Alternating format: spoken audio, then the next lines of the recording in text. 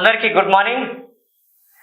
ఇవాళ నా ప్రియమైన స్నేహితుడు, ఉద్యమకారుడు, వరంగల్ జిల్లాలో అందరికీ తెలిసిన నాయకుడు, economics professor, assistant professor Kakatiya యూనివర్సిటీలో. యాక్చువల్గా ప్రొఫెసర్ కావాలి, అనివార్య కారణాల వల్ల అసిస్టెంట్ ప్రొఫెసర్గా మిగిలిపోయారు. టెక్నికాలిటీయే, బేసిక్గా is up to professor cadre. ఇవాళ ఇద్దరం కలుసుకున్నాం. ఈ సందర్భంగా కొన్ని రాజకీయ అంశాల మీద మాట్లాడుకుందామని నేను అడగడం జరిగింది. డాక్టర్ తిరునహరి శేషు గారు నా అభ్యర్థనని మన్నించి ఈ చర్చకి వచ్చారు. నవతరంగాలు సబ్స్క్రైబర్ల కోసం ఈరోజు కొన్ని ముఖ్యమైన విషయాలను చర్చించుకుందాం. అలా గుడ్ మార్నింగ్. తెలంగాణ ఎన్నికలు జరిగాయి. మీరు గతంలో చాలా టీవీలకి ఇంటర్వ్యూ ఇచ్చినప్పుడు బీఆర్ఎస్ ఓడిపోబోతున్నది, కనీసం ఒక బలమైన ప్రతిపక్షంగానైనా నిలబడుతుందా లేదా అని ఒక అనుమానం కూడా ఉన్నది అని చెప్పడం జరిగింది. సో మీ ప్రెడిక్షన్ నిజమైంది. బీఆర్ఎస్ ఓడిపోయింది, కాంగ్రెస్ ప్రభుత్వం వచ్చింది. కాంగ్రెస్ అధికారంలోకి రావడానికి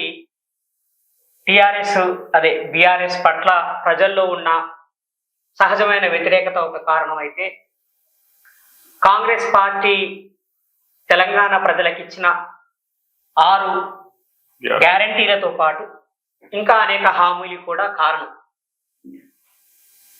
రేవంత్ రెడ్డి గారు ముఖ్యమంత్రిగా ప్రమాణ స్వీకారం చేసిన తర్వాత అసెంబ్లీ సమావేశాల్లో ప్రధానమైన చర్చ బీఆర్ఎస్ ప్రభుత్వం గతంలో చేసిన పొరపాట్ల గురించి లేదా వాళ్ళు తీసుకొచ్చిన అప్పుల గురించి చర్చ జరిగింది. తెలంగాణ రాష్ట్రాన్ని ఏ రకంగా అప్పుల ఊబిలో కేసీఆర్ ప్రభుత్వము దించిందో ఆ వివరాలన్నీ తెలియజేస్తూ శ్వేతపత్రాన్ని రేవంత్ రెడ్డి గారి నాయకత్వంలో కాంగ్రెస్ ప్రభుత్వం విడుదల చేసింది. ఆ సందర్భంగా అసెంబ్లీలో చర్చ జరిగింది. పాలకపక్షము ప్రతిపక్షము చర్చించుకున్నారు, వాదోపవాదాలు జరిగాయి.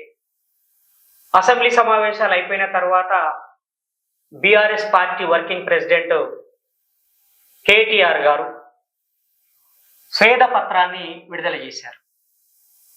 ఇప్పుడు అందరి చర్చ శ్వేతపత్రం వర్సెస్ శ్వేతపత్రం.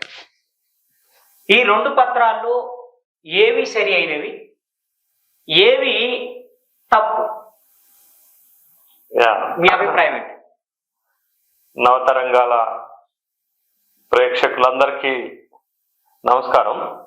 తెలంగాణ నేపథ్యము, తెలంగాణ ఉద్యమము, తెలంగాణ రాష్ట్ర ఏర్పాటు అనేక విషయాలు అందరికీ తెలిసినటువంటిదే. తెలంగాణ రాష్ట్రం ఏర్పాటైన తర్వాత జరిగినటువంటి మొదటి 2 ఎన్నికల్లో 2014లో 2018 శాసనసభ ఎన్నికల్లో తెలంగాణ కోసం పోరాడిన పార్టీగా బీఆర్ఎస్ పార్టీకి ప్రజలు పట్టం కట్టారు, అధికారంలోకి తీసుకొచ్చారు.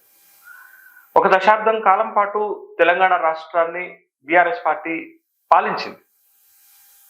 అంటే ఈ పాలన ఎట్లా జరిగింది అనేటటువంటి ఒక ప్రశ్న ఉద్యమకారులు, తెలంగాణ ప్రజలు ఒకసారి బేరుజు వేసుకున్నారు. తెలంగాణ ప్రజల అభిమతానికి వ్యతిరేకంగా, ప్రజల ఆకాంక్షలకు వ్యతిరేకంగా ఈ 10 సంవత్సరాల్లో బీఆర్ఎస్ ప్రభుత్వం పాలన చేసింది అనేటటువంటి ఒక ఖచ్చితమైన అభిప్రాయానికి ప్రజలు వచ్చారు. ఆ నేపథ్యంలోనే 2023 ఇప్పుడు జరిగినటువంటి 3వసారి జరిగినటువంటి శాసనసభ ఎన్నికల్లో మార్పు కావాలని ప్రజలు భావించినటువంటి మాట వాస్తవం. ఆ మార్పు కావాలి అనుకున్నప్పుడు ప్రజల ముందున్నటువంటి ఆప్షన్ ఏంటి, ప్రత్యామ్నాయం ఏంటి అని అనుకున్నప్పుడు ఇప్పటిదాకా తెలంగాణ కొట్లాడి తెచ్చినటువంటి పార్టీకి అవకాశం ఇచ్చాం.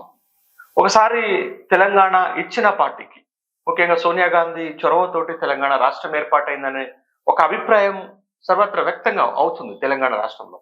కాబట్టి తెలంగాణ ఇచ్చినటువంటి పార్టీకి ఒక అవకాశం ఇద్దాం, వాళ్ళు ఏ విధమైనటువంటి పాలన చేస్తారు అనేటటువంటి అంశం మీద, మార్పు కావాలనే బేస్ మీద, మార్పు కావాలనేటటువంటి అంశం మీద సరే కాంగ్రెస్ పార్టీ కొన్ని ప్రజాకర్షక హామీలు 6 గ్యారంటీ లాంటివి, 5 డిక్లరేషన్లు, తర్వాత వాళ్ళ మేనిఫెస్టోలో ఒక 66 అంశాలు తీసుకొచ్చి ఇచ్చారు. సో మొత్తానికి కాంగ్రెస్ పార్టీ కంఫర్టబుల్ మెజార్టీ తోటే, అంటే మెజార్టీకి 60 శాసనసభ స్థానాలు కావాలి, 64+1 వాళ్ళ మిత్రపక్షంతో కలిసి ఒక కంఫర్టబుల్ మెజార్టీ తోటే అధికారంలోకి వచ్చింది. డిసెంబర్ 7వ తారీఖు నాడు కొత్త ప్రభుత్వం కొలువుదీరిందని చెప్పుకోవాలి మనం. అయితే కొత్త ప్రభుత్వం వచ్చిన తర్వాత జరిగినటువంటి శాసనసభ సమావేశాలు, సహజంగా శాసనసభ సమావేశాలు కొత్త ప్రభుత్వం వచ్చింది కాబట్టి వాళ్ళు ఏం చేశారంటే ఈ 10 సంవత్సరాల్లో తెలంగాణ రాష్ట్రంలో ఉన్నటువంటి ఆర్థిక పరిస్థితి ఏంటి, ఏ ఏ అంశాల్లో బీఆర్ఎస్ పార్టీ ఎలా వ్యవహరించింది అనేటటువంటి విషయం పైన శ్వేతపత్రాలు విడుదల చేయాలని అనుకున్నటువంటి సందర్భంలో శాసనసభలో మొదటి శ్వేతపత్రంలోనేమో ఈ 10 సంవత్సరాలలో 10 బడ్జెట్లు బీఆర్ఎస్ పార్టీ ప్రవేశపెట్టింది. 10 బడ్జెట్లు ఎట్లా ప్రవేశపెట్టిందని ఒక అంశం పైన, తర్వాత ఈ 10 సంవత్సరాల్లో తెలంగాణ రాష్ట్ర ప్రభుత్వం తెచ్చినటువంటి అప్పులు, వివిధ మార్గాల ద్వారా తెచ్చినటువంటి అప్పులు, ఈ 2 అంశాలని మొదటి శ్వేతపత్రంలో పొందుపరిచారు. రెండో శ్వేతపత్రం కూడా రిలీజ్ చేశారు. అది తెలంగాణ రాష్ట్రంలో చాలా కీలకంగా గత ప్రభుత్వం చెప్పింది ఏంటంటే విద్యుత్ రంగం. మేము 24 గంటల ఉచిత విద్యుత్ వ్యవసాయ రంగానికి ఇస్తున్నాం, కరెంటు కోతలు లేని విద్యుత్ ఇచ్చామని చాలా గొప్పగా ఎన్నికల ప్రచార సభలో కూడా చెప్పారు. ఆ విద్యుత్ రంగం పైన, విద్యుత్ రంగంలో ఉన్నటువంటి కష్ట నష్టాల పైన రెండో శ్వేతపత్రం ఇచ్చారు. అయితే సహజంగా శ్వేతపత్రాలు ప్రభుత్వాలు ఎందుకు ఇస్తాయి అనే ప్రశ్న కనుక మనం వేసుకుంటే, ఏదన్నా ఒక అంశం పైన ప్రజలకి స్పష్టత ఇవ్వాలనుకున్నప్పుడు, ప్రజల్లో లేకున్న అపోహలను నివృత్తి చేయడానికి ప్రభుత్వము ఒక విధానపరమైన నిర్ణయంగా శ్వేతపత్రాలను రిలీజ్ చేసి ప్రజల ముందు పెడుతుంది. అంటే ఈ ప్రభుత్వానికి వచ్చిన అవకాశం ఏంటంటే, కొత్తగా ఏర్పడినటువంటి ప్రభుత్వము రాష్ట్ర ఆర్థిక పరిస్థితి పైన, ఈ అంశాలపైన ప్రజల ముందు పెట్టాలి, వాస్తవాలు చెప్పాలనే ఉద్దేశంతో శాసనసభ సమావేశాలను వేదికగా చేసుకొని ఈ 2 శ్వేతపత్రాలను విడుదల చేశారు. అయితే మొదటి శ్వేతపత్రంలో ఉన్న 2 కీలకమైనటువంటి అంశాలు, ఆ కీలకమైనటువంటి అంశాల్లో ప్రధానంగా వాళ్ళు ఫోకస్ చేసింది 2 అంశాలు. మొదటి శ్వేతపత్రం ఒకటి, తెలంగాణ రాష్ట్రం అప్పుల కుప్ప అయింది అనే విమర్శలు ఎన్నికల సందర్భంగా కాంగ్రెస్ పార్టీ ప్రచారం చేసింది. దాన్నే తెలంగాణ రాష్ట్రం ఎట్లా అప్పుల కుప్ప అయింది అనేటటువంటి విషయాన్ని చెప్తూ ఈ 10 సంవత్సరాల్లో, అంటే 16 మంది ముఖ్యమంత్రులు 58 ఏళ్లు పరిపాలన చేస్తే అయినటువంటి అప్పు 72,000 కోట్ల రూపాయలు. కానీ ఈ 10 సంవత్సరాలలో బీఆర్ఎస్ ప్రభుత్వం చేసినటువంటి అప్పులు, అది బడ్జెట్ అప్పులు, బడ్జెటేతర అప్పులు. ఇది చాలా సామాన్య ప్రజానికానికి ఏంటంటే ఈ ఎకనామిక్ కండిషన్స్ బాగా అర్థం కావు. ఈ బడ్జెట్ అప్పులు ఏంది, బడ్జెటేతర అప్పులు ఏంది, వీళ్ళు చెప్తుంది ఏంది వాస్తవమా, వాళ్ళు చెప్తుంది అబద్ధమా అనేటటువంటి కొంచెం డైలమా ఉంటుంది. అయితే రాష్ట్ర ప్రభుత్వం చేసినటువంటి అన్ని రకాల అప్పులు, బడ్జెట్ అప్పులు, బడ్జెటేతర అప్పులు మొత్తం కలిపి కాంగ్రెస్ ప్రభుత్వం విడుదల చేసినటువంటి శ్వేతపత్రంలో ఉన్న ప్రధాన అంశం ఏంటంటే 6,71,000 కోట్ల రూపాయలు ఈ ప్రభుత్వము ఈ 10 సంవత్సరాల కాలంలో అప్పు చేసింది, తెలంగాణ రాష్ట్రాన్ని అప్పుల కుప్పగా మార్చింది అని చెప్పారు. అయితే దీంట్లో 3,89,000 కోట్ల రూపాయలు బడ్జెట్ అప్పులు.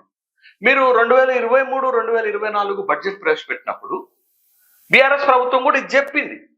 ఏది? కేవలం బడ్జెట్ అప్పులను మాత్రమే చూపెట్టింది. బడ్జెటేతర అప్పులు, బడ్జెటేతర అప్పులు 3 రకాలుగా తీసుకున్నారు తెలంగాణ రాష్ట్ర ప్రభుత్వం. Special purpose vehicle SPV start చేసి ప్రభుత్వ గ్యారంటీలు లేకుండా ఎస్పీవి ప్రత్యక్షంగా తీసుకున్నటువంటి అప్పులు, 3 రకాల అప్పులు. ఈ 3,89,000లో నుంచి బడ్జెట్ అప్పులు అయితే మొత్తం ఈ స్పెషల్ పర్పస్ వెహికల్ కింద తీసుకున్నటువంటి అప్పులు మొత్తం కూడా కలిపితే 6,71,000 కోట్ల రూపాయలు. మళ్ళీ దీంట్లో కూడా ఆ 72,000 కోట్ల రూపాయల అప్పు అది వేరు. వీళ్ళు తీసుకున్నటువంటి అప్పులు ఎంత అంటే దాదాపు 5,97,000 కోట్ల రూపాయలు ఈ 10 సంవత్సరాల్లో అప్పులు చేసింది బీఆర్ఎస్ ప్రభుత్వం. ఈ విషయాన్ని వాళ్ళు అందులో స్పష్టంగా చెప్పారు శ్వేతపత్రంలో, ఇంట్లో అప్పుల కుప్పగా మార్చారు అనేటటువంటి విషయం.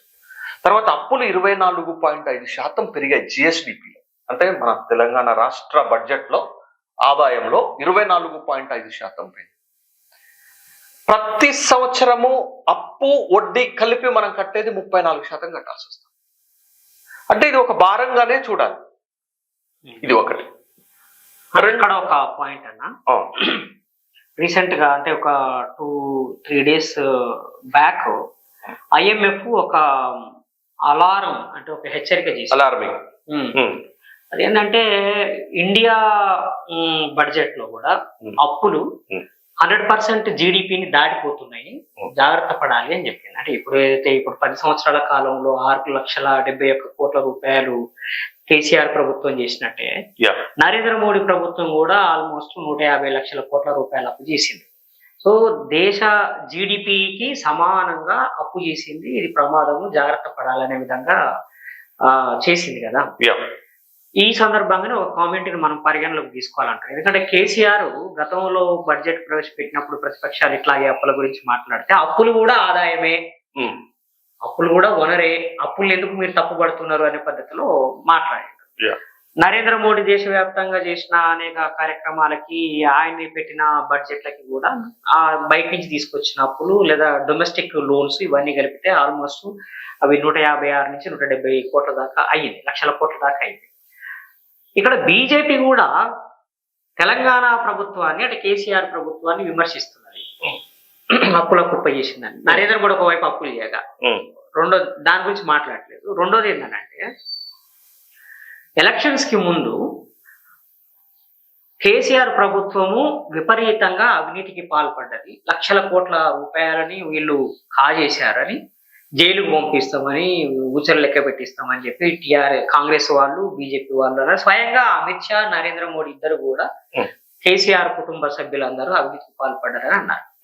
శ్వేతపత్రంలోనేమో కాళేశ్వరం ప్రాజెక్టుకు సంబంధించింది ఎస్టిమేషన్ ఎంత, రిలీజ్ ఎక్స్పెండిచర్ ఎంత అని క్లియర్ డీటెయిల్స్ ఇచ్చారు. అంతా ఒక 86 కోట్ల రూపాయలు, 86,000 కోట్ల రూపాయల్లోనే ఆ లెక్క అంతా రేవంత్ రెడ్డి ప్రభుత్వం చూపించింది. మరి అవినీతి జరగనట్ట కాంగ్రెస్ చేసిన విమర్శలు, బీజేపీ చేసిన విమర్శలు అంటే బీఆర్ఎస్ ప్రభుత్వానికి వ్యతిరేకంగా చేసినవి కరెక్టా కాదా అకార్డింగ్ టు శ్వేతపత్రం అండ్ శ్వేతపత్రం? ఇప్పుడు మీరు ఏమడుగుతున్నారు, సెంట్రల్ గవర్నమెంట్ చేసింది అప్పులు, స్టేట్ గవర్నమెంట్స్ కూడా అప్పులు చేస్తున్నాయి అనేటటువంటి విషయాన్ని చేస్తున్నారు. ఇవాళ దేశంలో లేకపోతే ప్రపంచంలో ఏ కంట్రీ కూడా అప్పులు చేయకుండా, ఏ రాష్ట్రం కూడా అప్పులు చేయకుండా వాళ్ళ వ్యవహారాలు నడిపేటటువంటి అవకాశం లేదు. మీరు తెలంగాణ రాష్ట్రమే తీసుకోండి, ప్రతి నెల తెలంగాణ రాష్ట్రానికి కావాల్సింది 13,000 కోట్ల రూపాయలు కావాలి. వస్తే ఆదాయం ఎంత? పన్ను ఆదాయము, పన్నేతర ఆదాయం అంటే tax revenue, non tax revenue ప్రతి నెల మనకు వచ్చేది 11,000 కోట్ల రూపాయలు మాత్రమే. ఇంకొక 2,000 కోట్ల రూపాయలు ఎట్లా సమకూర్చుకోవాలి? అయితే గీతే ప్రజలపైన